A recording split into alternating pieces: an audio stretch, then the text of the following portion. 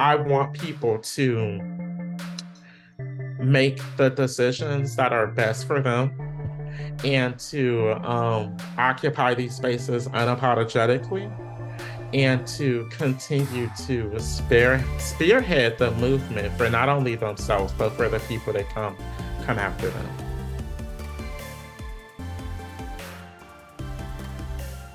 Hey everyone, welcome back to Oh My Curry Goodness. My name is Hamza Islam, and on this podcast, I talk to Gen Zers in different fields about their story and how they became the person they are today. One of my favorite things about this podcast is being able to interact with them on a personal level and just talk to them in a more honest, authentic, and vulnerable way. Because while we see the amazing things they do on the outside, we need to focus more on what's going on behind closed doors because they are human beings at the end of the day with unique stories. And so I hope that as the audience, you continue to listen to the stories of these amazing Gen Zers as you continue to write your own story and just realize that it's okay to simply be a human being. It doesn't matter who you are, what your background is, you're going to do amazing things, and it's okay to talk about our life in a unique way.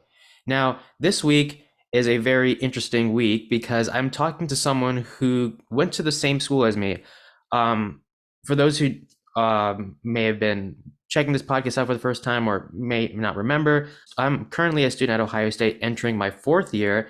And this week, I'm talking to John Fuller, who actually graduated from Ohio State during the spring 2023 semester, and is now a PhD student in nursing at the University of Emory. And one of the things I found interesting about his story is that almost that double life where he was really good at school and loved education, but had different obstacles along the way, such as dealing with imposter syndrome, homelessness, and other issues. And something that I found interesting as well is that he's the first person in his family to not only graduate from college, but also to graduate from high school. And so John is someone who wants to be an inspiration to everyone and not be a burden.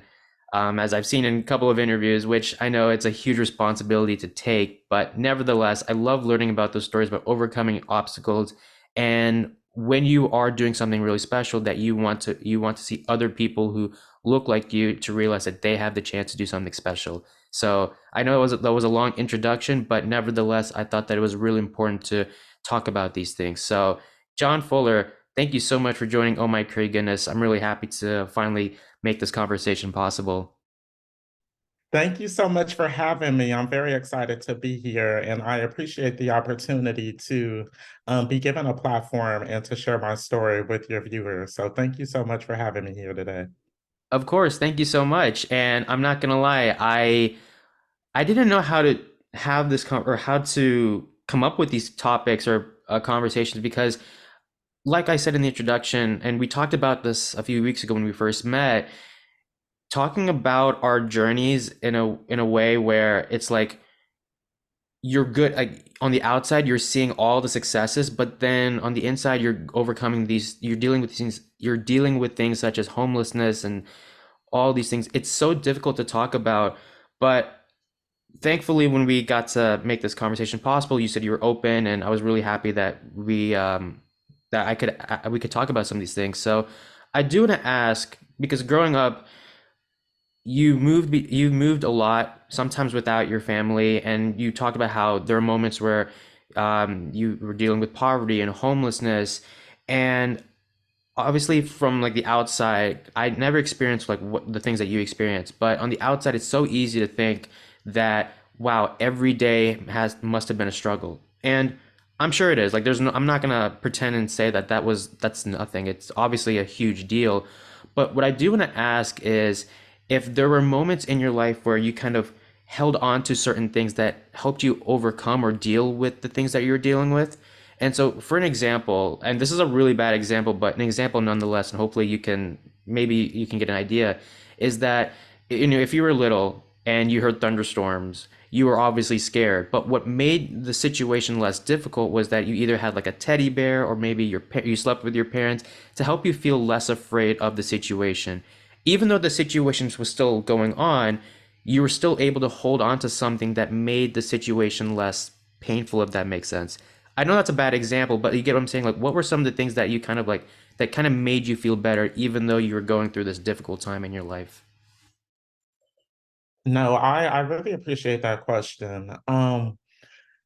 Honestly, there's so many thoughts that are going through my head right now. But one of the things that I really want to highlight with this question, you gave me a moment to reflect on all of the people who encouraged me and supported me along the way. One of the things that I would like to say is that although I did experience houselessness, I was never alone, honestly. There was always a teacher, a counselor, a mentor, an advisor, a friend, or another family member. There was always someone that was there for me in ways that I didn't even know that I needed help, but they were supportive of the things that I was going through. And they always reminded me that I was not alone through the things that I was going through. And so I think that's the first way that I want to answer your question because um, I did experience very unique challenges, kind of living this dichotomous life, as you mentioned, where I had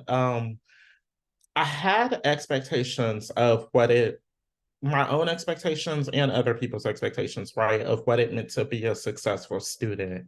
And for me, I have such a unique relationship with education because it was really a way for me to escape some of the things that I was going through at home that I wasn't really able to articulate.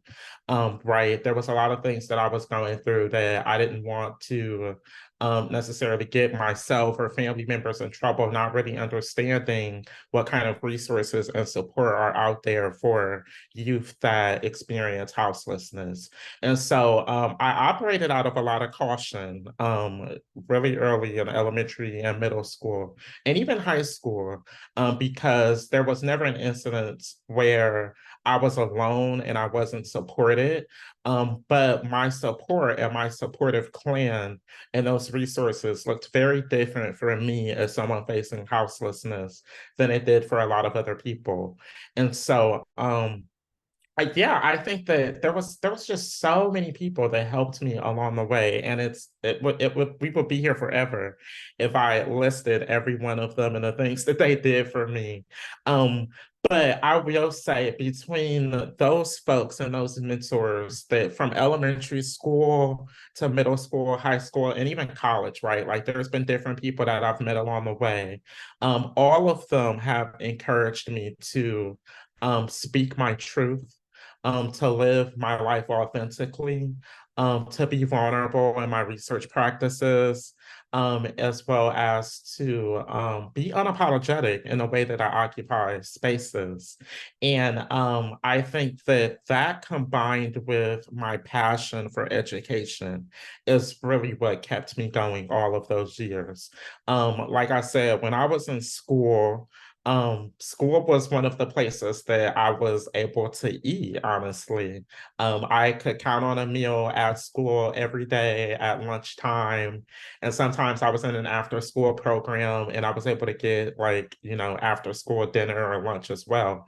And so I will say that there was a lot of resources in my school district and through other like programs that I were involved in, like the Law Leadership Institute, the Young Scholars Program, Educational Talent Search, and so many other programs that I've been involved with throughout kind of like my high school, post-secondary education as well, that really kept me going. And so one of the things that really inspires me is to be in a position where I'm able to give back to not only folks that are experiencing houselessness, but people of color, queer people, just folks with marginalized identities in a way that I'm able to identify with some of those unique lived experiences, and let them know that you are not in this alone.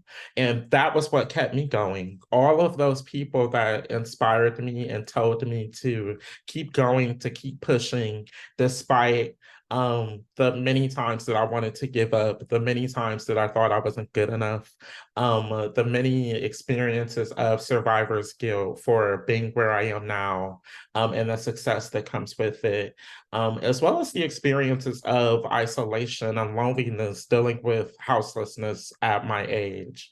There was always someone that told me to keep going, to never give up on my dreams, to keep aspiring, to be a better leader and to inspire others.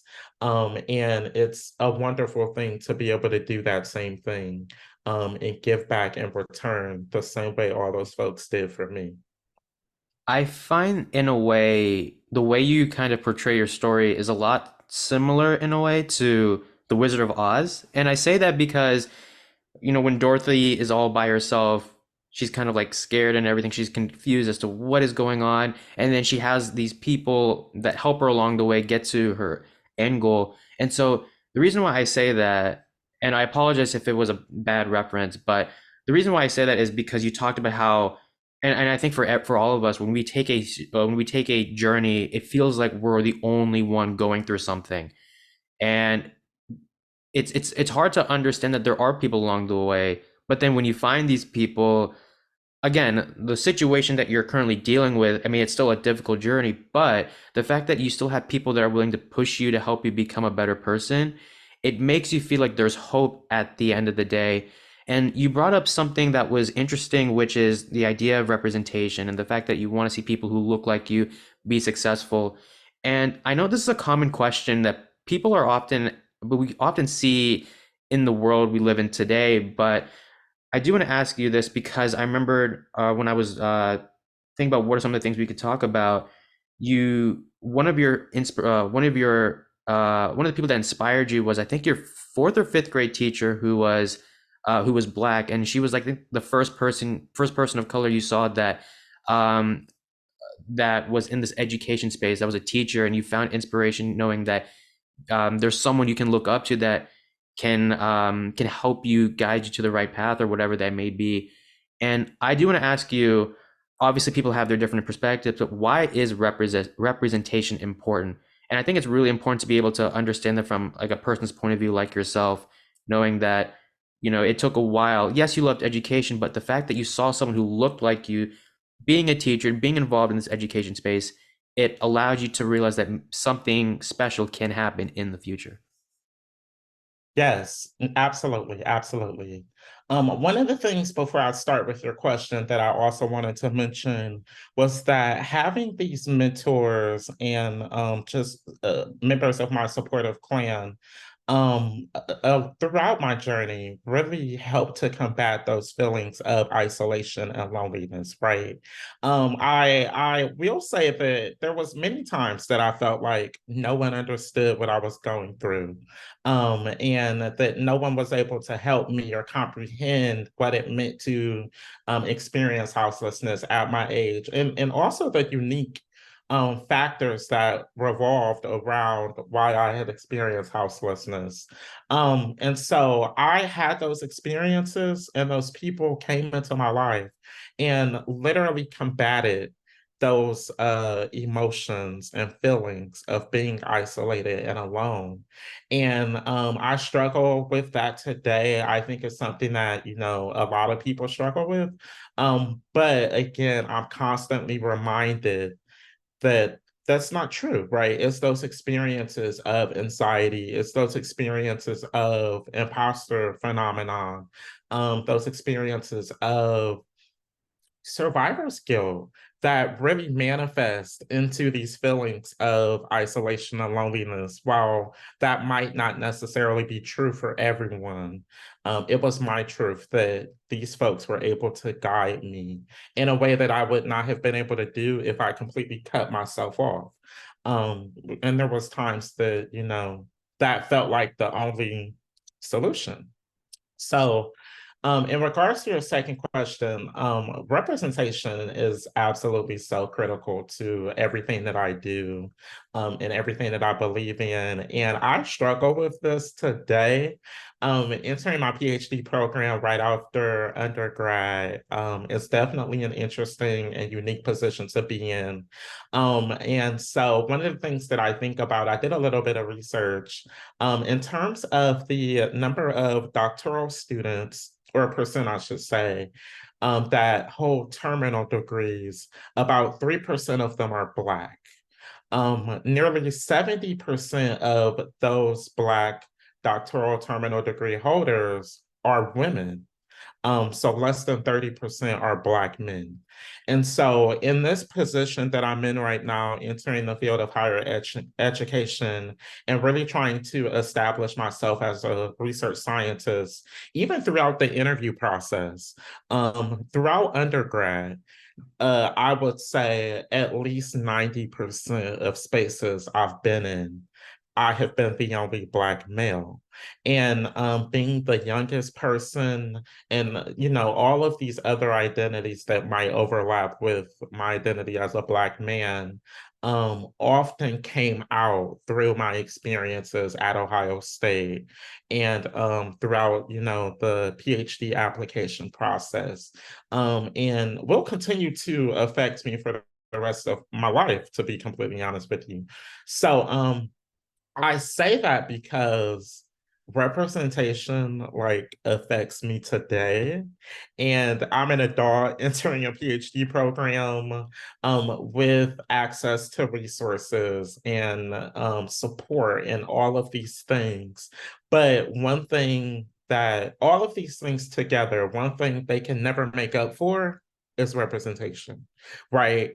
Anytime I enter a room and I'm the only Black person or the only Black male in that room, there's almost an immediate disconnect, because I don't see people that look like me, that don't share my history, my culture, my background, any of my identities. And honestly, it makes it hard to occupy these spaces. And I even struggled with that this summer, at during a fellowship at the University of Texas in the Anderson Cancer Center. And I'm the only Black male that's in this NCI, National Cancer Institute funded summer program. And I spent 7 weeks in Texas. And one of the things that's so interesting is that I'll bring up a concern that affects Black and brown communities, like let's say food insecurity. So I was talking about food insecurity, and you have these professionals that have built their entire research careers around food insecurity. And there's a lot of deficit perspective or individualism in this kind of a research and health equity research. And so, from that perspective, taking into account the context of food insecurity, a lot of researchers will tell you you just need to eat healthier, eat more fruits and vegetables, eat less red meat, right? Like that's the solution to ending food insecurity. But I know, based on my intersectional lived experiences, right, that no amount of green food and vegetables and fruits can account for living in a community that's a part of a food desert. And a word that I think really encapsulates and encompasses what we mean by food insecurity is food apartheid. And so I was in a meeting one day and I was talking about food apartheid, and I was talking about the intentionality behind building Black and brown communities far away from grocery stores and healthy food, right? That can account for the intake of healthy food that you have, right? And everyone in this conversation thanked me for bringing up this topic. And that's happened to me a lot. But I think it's a great example of the power of representation, right? Because when we focus on representation, diversity, inclusion, equity, and justice, we're really emphasizing unique lived experiences that deserve to be heard and celebrated and uplifted and given a platform. And when I enter health equity research with these identities and the importance of representation, I'm able to highlight the inequities within inequities, right? The systemic nature of food apartheid, for example, of homelessness, right? Like homelessness is not just about not being able to pay your bills. It's not entirely that, right? Like there's a system of oppression and oppressive policies that operate around this experience of homelessness. And so to me, representation is um, being in a position to give back to other people of color, to other people that have identities similar as myself, in a way that informs my research, that informs my practices, that informs the way that I live and the way that I communicate with people. And using that platform should simultaneously serve as inspiration for other people of marginalized identities to occupy these spaces, but also to call out inequities, right? To call out systemic exclusion from these spaces, to call out medical mistreatment, medical apartheid, and just so many things that are systemic in nature. I think an increase in representation holds some of these systems and processes accountable to the people that they're supposed to serve. I find that when it comes to representation, one of the words that come to mind is perspective, right? Yes. Because how you see the world will be different from how someone else sees the world. So when we talk about like let's help as many people as possible, that's a great sentence, but there's also like how do we help certain people because not everyone had those certain not everyone saw the world the same way you did. And it is difficult, and this is why like admire your courage because you're obviously great at what you do and you're obviously going to do so many things in the future, especially in the medical field. But when there are not that many people who look like you, like the social space or like that kind of space, it can be so scary because it's like you know you're what you're worth, but it's like, am I still good enough, or do I feel like I should be in this space? And so it is so difficult to be, I think, to just concentrate on what you're so good at when there are not many people like you.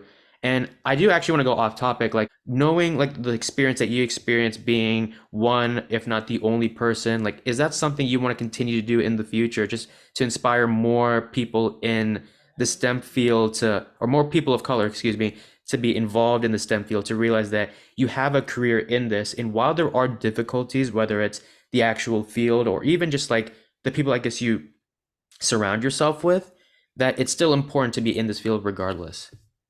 Yeah, that's a great question. Um, I struggle with answering that question in my own like day-to-day life, right?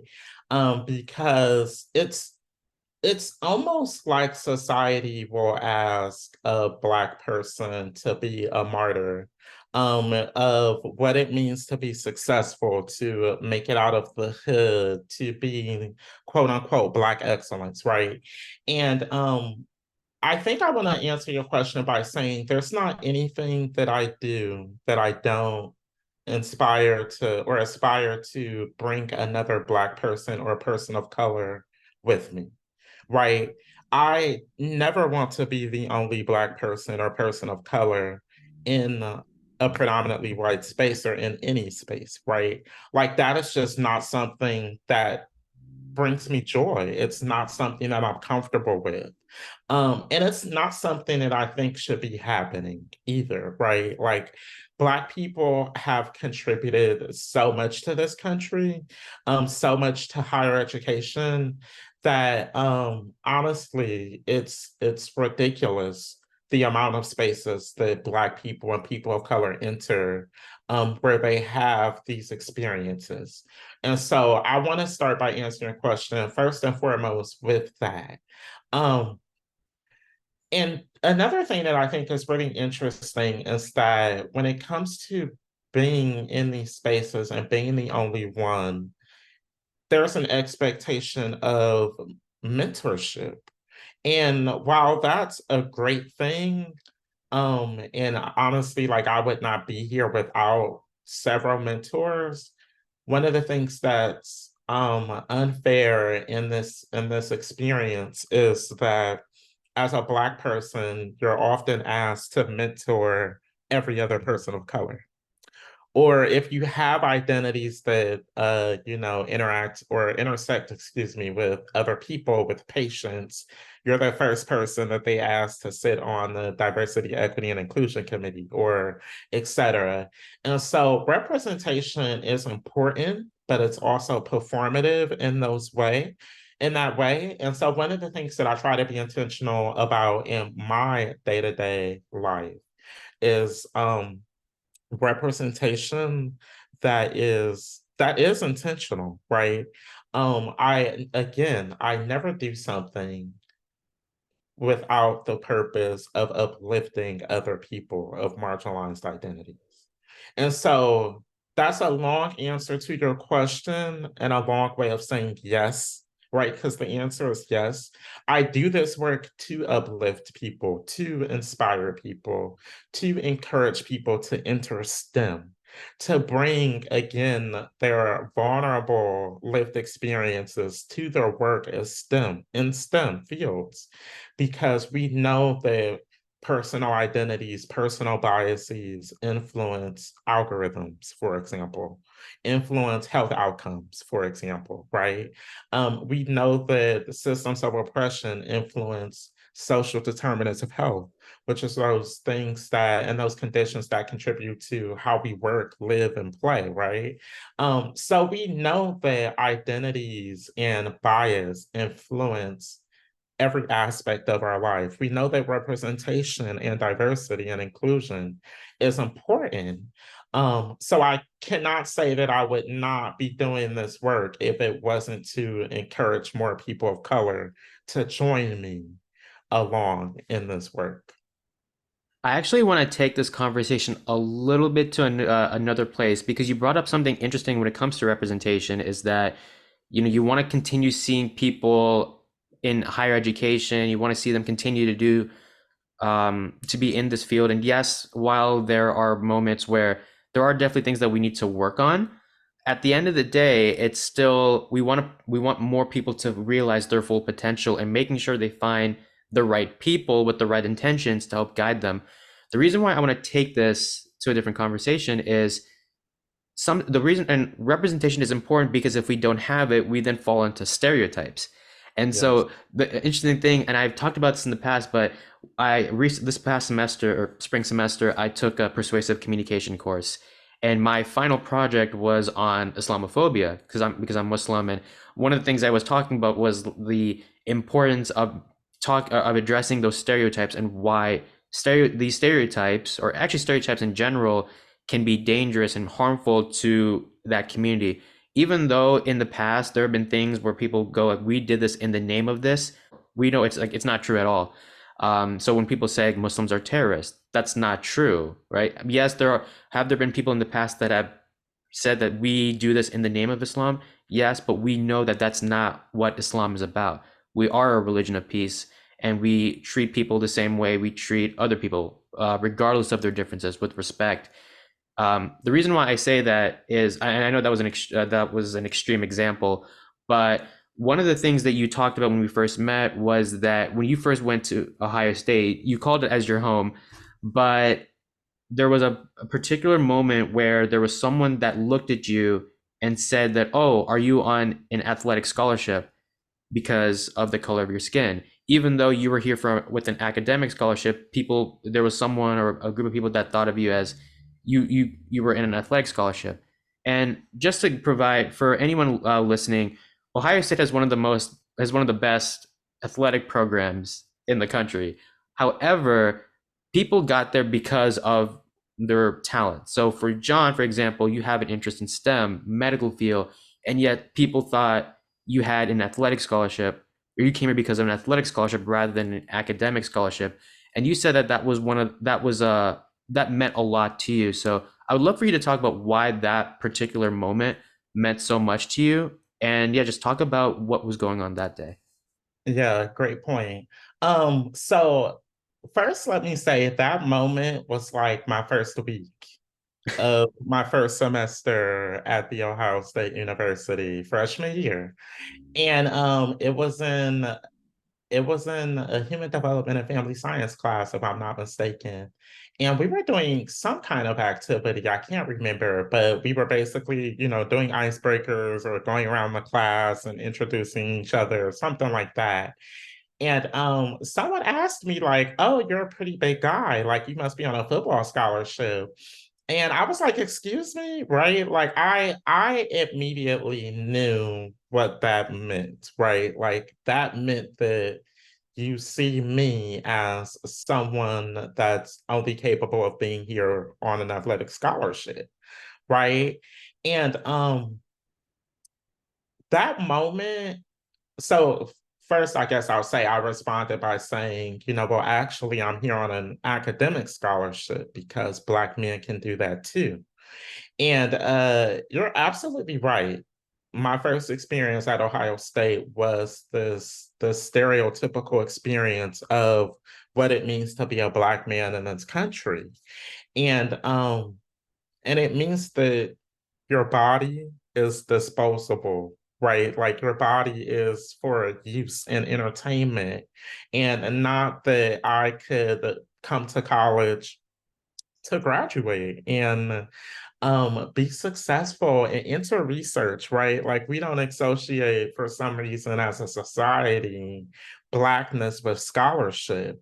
And that's what that meant to me in that moment, that like you see me as nothing but my physical body and not all of the identities, the experiences, all of the things, the characteristics, my personality, my intelligence, right? Like all of the things that make me who I am, all of that was being ignored because I was a Black man at Ohio State, a D1 program, right?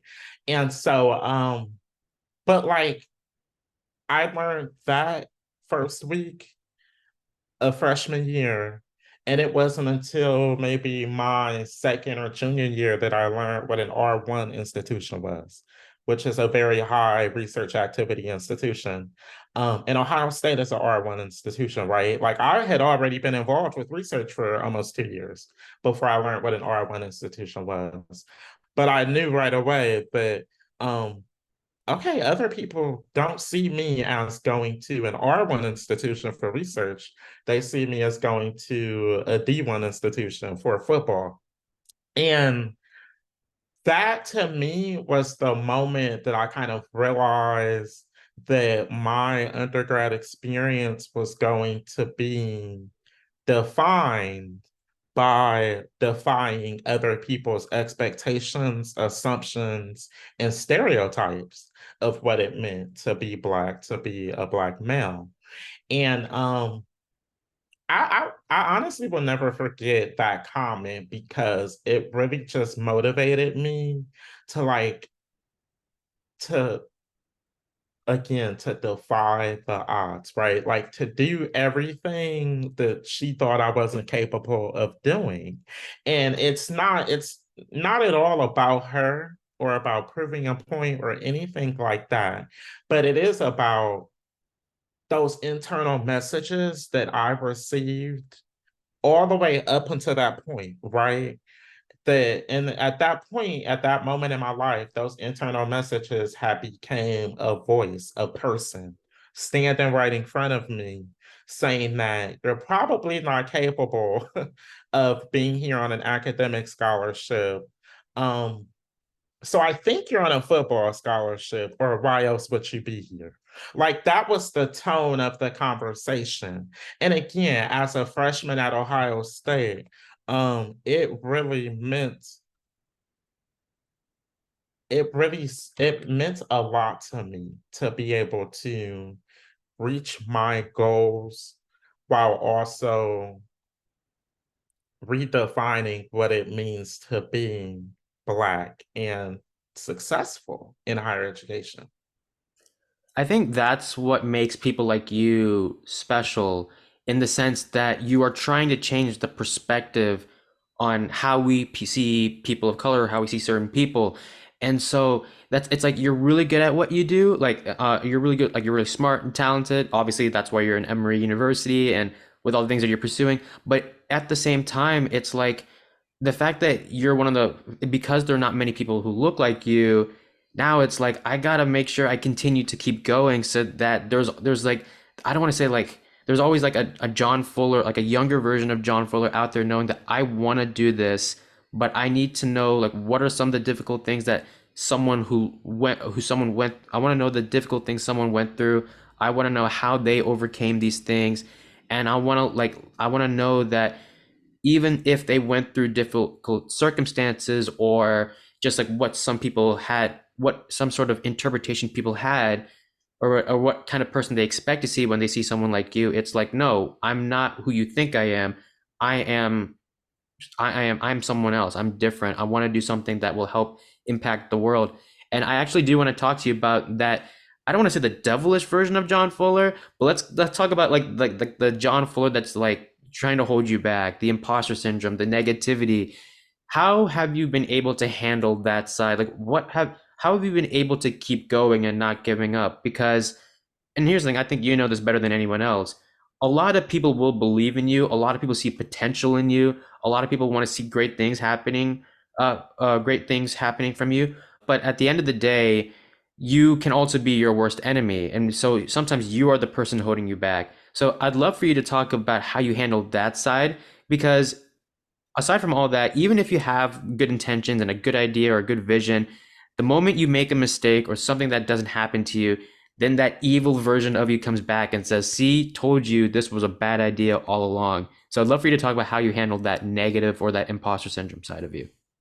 Yeah, of course. Again, this is something that I still struggle with today, and I think it's something that like we all learn throughout our lives how to combat imposter syndrome or phenomenon. Um, and so, one of the things that I use the term imposter phenomenon because imposter syndrome implies that it's a condition or, a disease or a syndrome or something. And I think that, again, that places almost a level of individual blame on these experiences and feelings of imposter phenomenon. And so again, if we are using terminology that really like reinforces the idea of individuality in terms of blame or shame or guilt and doubt, right? Then that reinforces imposter phenomenon. And so again, part of the reason I use the term imposter phenomenon is because it places an emphasis on um the systemic nature of why we have these feelings and these experiences of feeling like we're not supposed to be in these spaces or like we're not good enough, right? And representation is a part of that. If you don't see anyone that looks like you, then what would make you think that you can succeed in a certain space, right? And so, again, even representation or lack thereof can induce these feelings of imposter phenomenon. And one of the things that I think we all could do better, and myself included, is internally combating those experiences, right? You have to do some internal work, right? Some self work in terms of, I have a perfect example. So I'm working on a manuscript right now, and I have six co authors, and I got feedback from five of them basically saying, oh, this is great. We have a minor edit here, a minor edit there. And then I got a feedback from a senior author who's probably been a reviewer for 15 to 20 years. And they said that your discussion could use a little bit of work, right? Like maybe rewrite it and start from an outline. Because the way that it's in right now, it won't get published. And I'm a little bit farther along in my journey, but I was still kind of like taken aback. Like, what does this mean for me? Like, am I not a good writer? If I'm not a good writer, how can I be a research scientist, right? If I'm not a good writer, how did I get into these PhD programs? And so I started kind of questioning almost if I'm in if I'm occupying the right space for me, because some of these comments have been internalized and personalized as you're not good enough. And I think that that's what this feeling of imposter phenomenon can really do to folks. So again, the way to combat that is to do the internal work. The moment that I received those comments was the moment I told myself not to internalize it or personalize it, right? Like I am constantly having conversations with myself about what it means to not be an imposter, right? Because the reason I feel like I'm an imposter is because I have not been given access to education, resources, support in the same way that a lot of my counterparts have been. That's not my fault, right? Like I didn't ask to be behind them in a way, right? So it's kind of like, and not, or I should say, not as far along as they are, and kind of even reframe that thinking. But yeah, like imposter phenomenon is something that we all have to navigate, especially in STEM, because, and I think it comes along with comparing yourself to others, right? There's always something more to be doing, right? There's always someone that's doing something you've never done before. There's always someone that will say that you can do better. There's always comments and feedback and edits that can be made, right? Like we can always be better. But nevertheless, like I think you have to be very, very intentional, especially in our society and in the age of social media, to tell yourself that you are enough just the way you are, right? And then your accomplishments, your grades, your GPA, those accolades will fall in line with your confidence, right? Like if you believe that you can do something, then your success in doing the thing is not defined by the accolades or the things that you receive from it. And that's something that I have to remind myself. Like, I cannot place the value in getting the paper published, right? The value is placed in disseminating my research to community members who are able to read and interpret and intervene in the ways that are relevant and sustainable for them, right? Like if I place all of my value in publishing the paper alone, then those comments could lead me to not want to publish anymore, right? Because it can take years to get published in some fields, right? And there's back and forth with reviewers and etc. So if you let those comments and those feelings of imposter syndrome knock you down, then that's exactly what they'll do. But if you give yourself grace, if you practice mindfulness, if you practice self compassion, then those things can really help to alleviate some of those feelings of imposter syndrome. And I've been doing this for my whole life, but more intentionally the past 4 years since I've been an undergrad.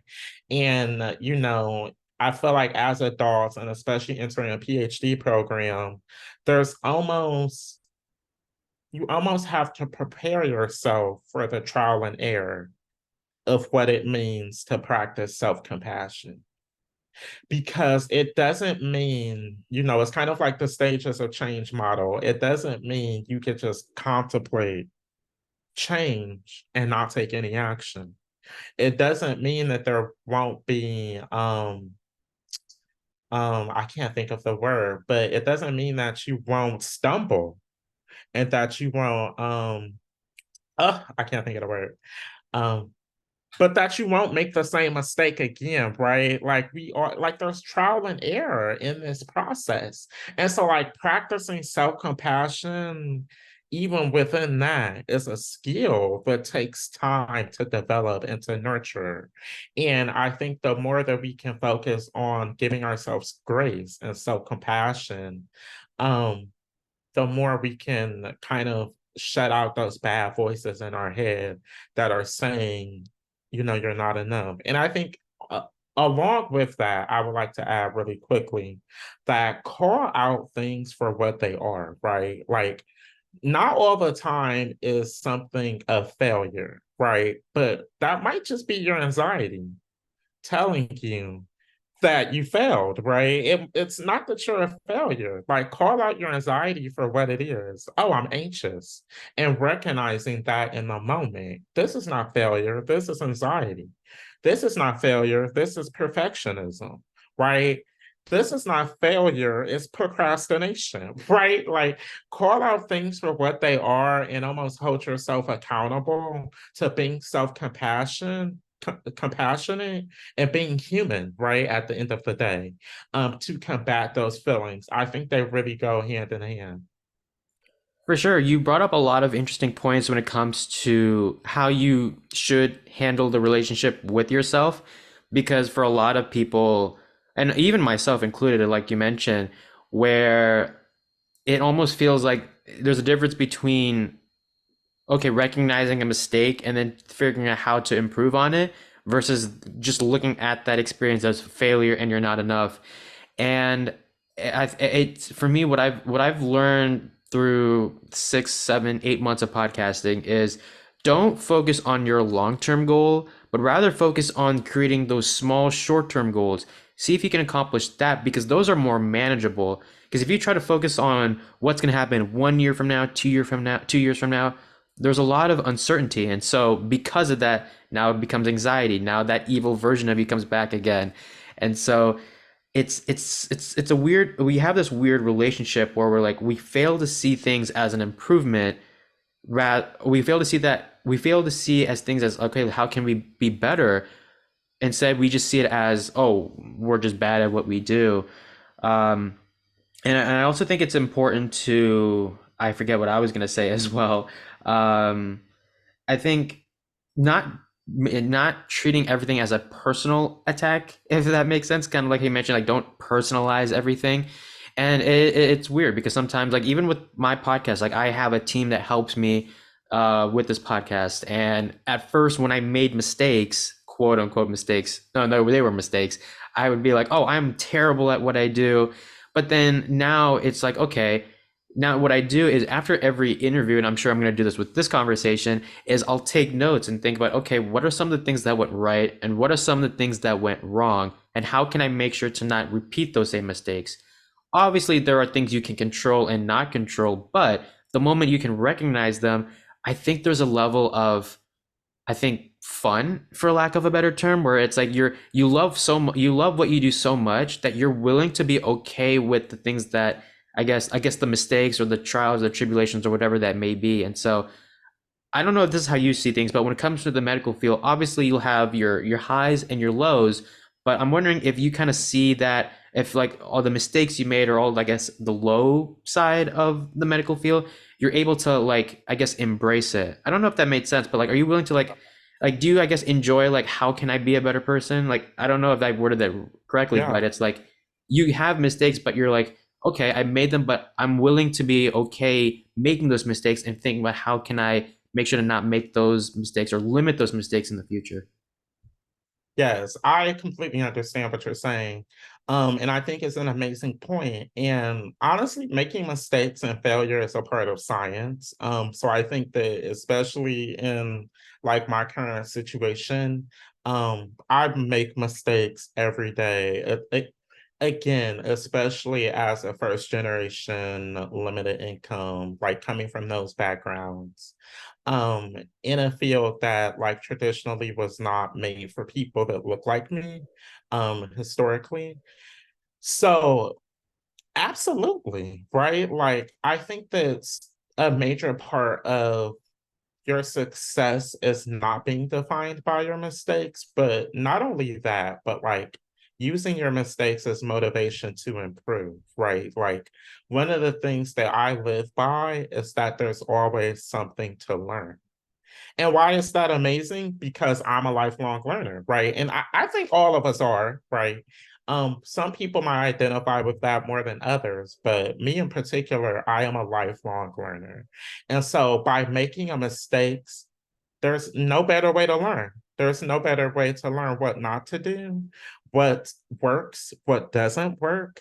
And even one of the things that I think is so powerful about making a mistake is that you learn something that you never thought about. Like, I don't know if you've ever made a mistake like that before, or even writing a paper, like the paper example I just wrote. Like, I could have personalized or internalized those comments, but instead, I took a moment and I realized that this senior author is willing to challenge my writing in a way that no one else can or care or did, because they want me to be the strongest writer I can be, right?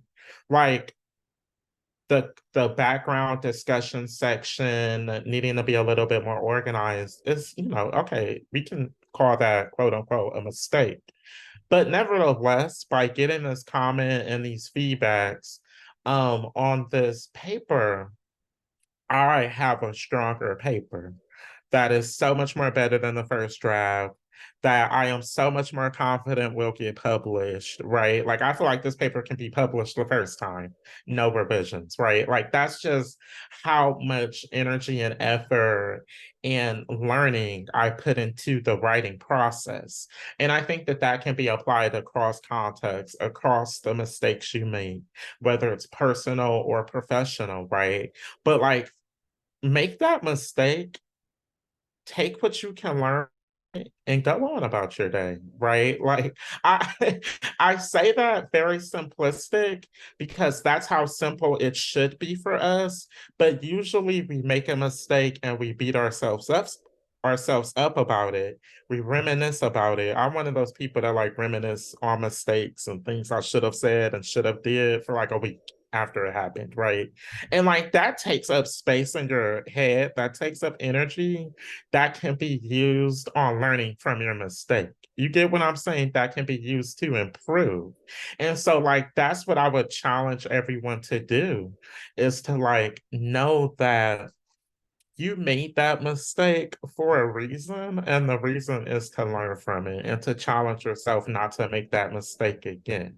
And I remember the word that I was looking for earlier is relapse, right? And I think it applies here too, right? Because it's a part of the stages of change model, but you're gonna have a relapse, right? Like you're gonna make a mistake again. You might even make the same mistake again, right? But you can still learn from it. I think that that's one of those things that is goes hand in hand with making a mistake.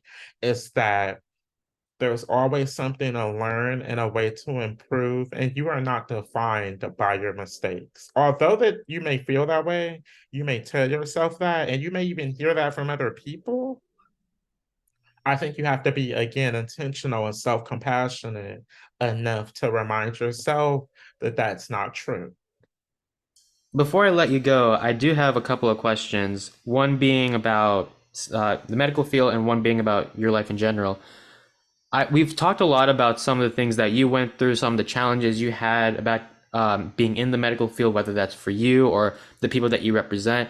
But I never got to, we never get to really talk about like the why aspect behind the medical field. So I do want to ask you, like, what are some of the things that really excite you, fascinate you, or just something that you find interest in the medical field? Like, is there something that you really, aside from like the representation aspect, what are some of the things that really excite you about being in the medical space?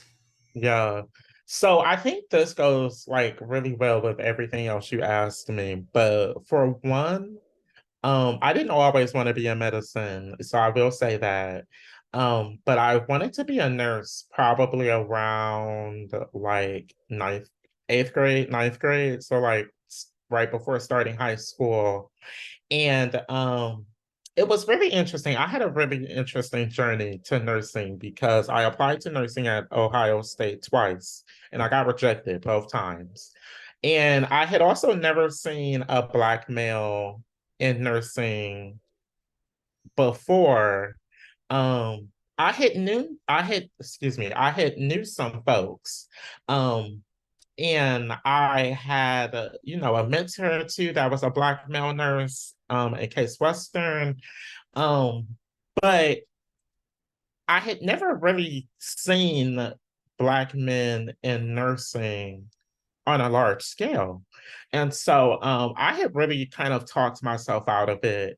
I thought maybe I wasn't good enough. Like, how can I succeed in a white female dominated field, right? Like, I just didn't think me being in nursing went well together because of the nature of the field. So I ended up learning about nursing science, which is really interesting, right? Because it combined my passion for bedside nursing and patient care and health equity with my passion for science and learning, right? And nursing science was really at first an abstract concept to me. 'Cause I'm like, oh, you can be a registered nurse or advanced practice nurse, but you can also be a scientist and you don't have to practice, but you can if you want. You can have a clinic, right? Like it was kind of complicated, like learning about the whole field in general. I've been doing nursing science research for the past 2 years. And obviously, you can see that I'm going to a PhD in nursing program, which again, full circle moment for me.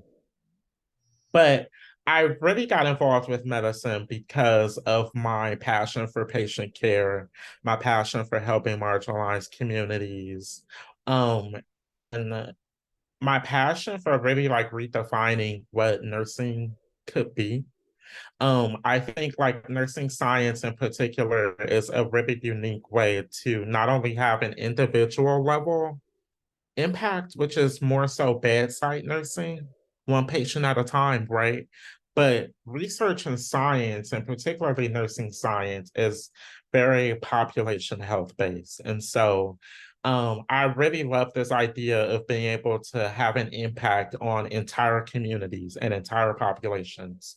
So my research focuses on um, LGBT cancer survivorship, particularly at the intersection of race and ethnicity, as well as other marginalized identities.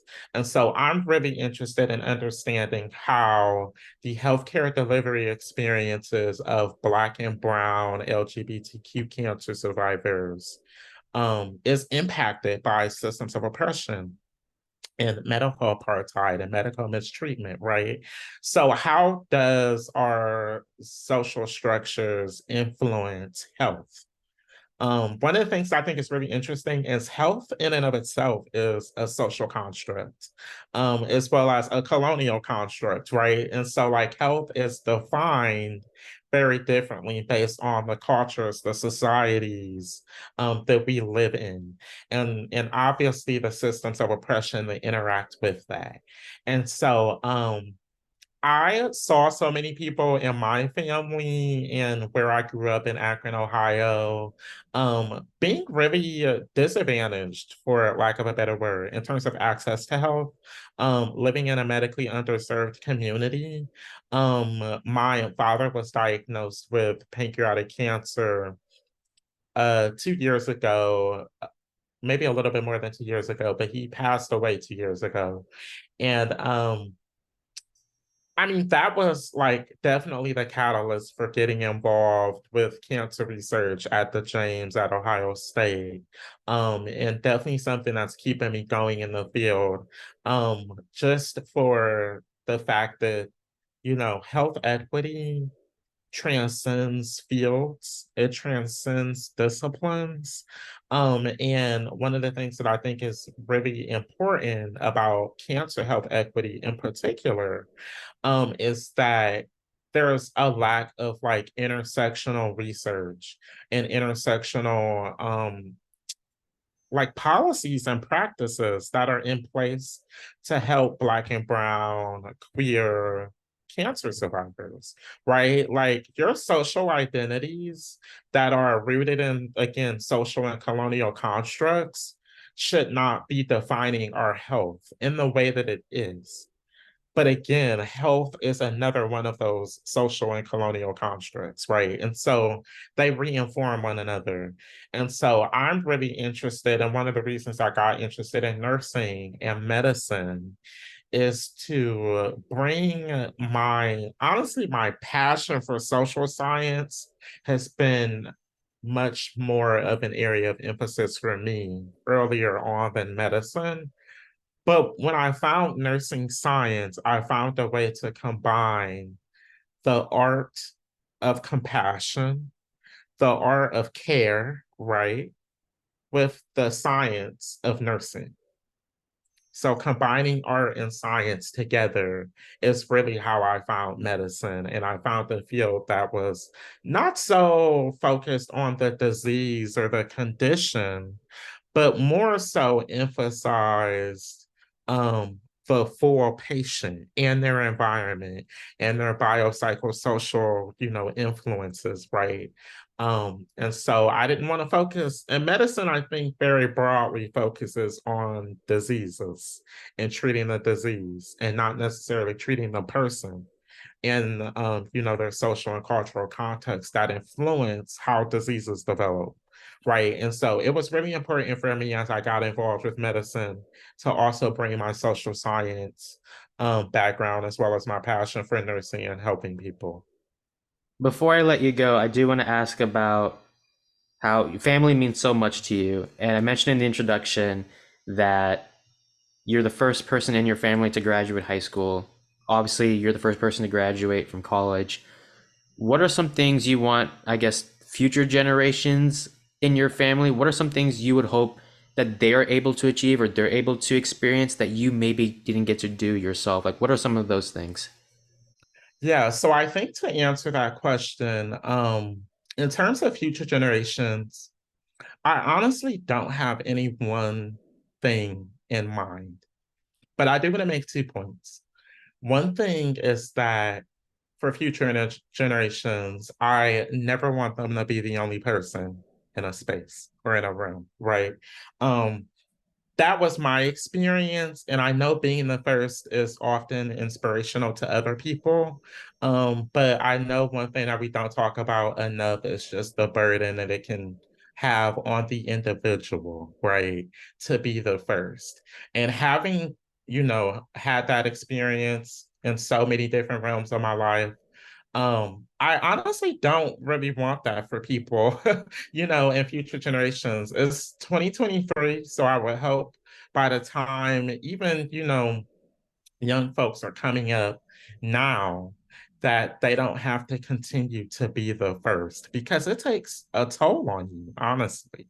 And if you could have a supportive clan of researchers, Black queer researchers that are doing this work, or doing whatever the work may be for you, um, then you will have something that I didn't have necessarily when it comes to just researcher support and occupying these spaces. And a lot of what it means to be the first is to be alone and like, worried about how you're going to succeed. And so I don't ever want people to have those experiences, especially future generations. And I think the second point that goes along with that is I want future generations to be able to do everything that I can imagine right now and that I don't think I can do. Which I know is like a very open-ended way of answering that question, but it's honestly the truth, right? Like I think there's so much now that I can and can't fathom about what it means to be a Black queer researcher, to occupy predominantly white spaces in whatever field, whether it be medicine or something else. And so I want people to make the decisions that are best for them and to occupy these spaces unapologetically and to continue to spearhead the movement for not only themselves but for the people that come after them. Wow. Well, I have to say you are an inspiration to many people, and I'm sure to your family as well. But I just want to say, John, I know you are a busy person, obviously pursuing a PhD in nursing at Emory University. But nevertheless, thank you so much for joining the podcast and allowing yourself to be vulnerable, authentic, and to inspire more people of color to be involved in the space. And even though it's going to take a while because, like you said, there's not that many people, I'm sure that in the future, people like you are going to continue to inspire others to realize that they have a potential in this field and that they are going to do amazing things. So, John, thank you so much for joining the podcast, and I wish you nothing but the best in the future. Well, thank you so much, Hamza, for having me. Again, I really appreciated the opportunity to share my story and to have this platform with your audience. And again, it really means a lot to me to share my story in a way that's inspiring for other people, to challenge the status quo, to radically occupy these spaces. And so, again, I really appreciate the opportunity to be able to do that. And please don't hesitate to let me know how I can help you in your future endeavors. Appreciate it.